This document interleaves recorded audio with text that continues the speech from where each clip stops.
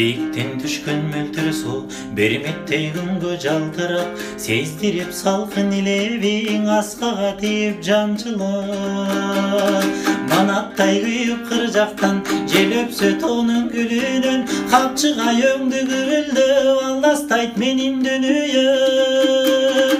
Алыста жүргөн жан курбум жарыма окшоп өзүмдүн, көзүмдөн учуп караның өрүктөй бул безилдим.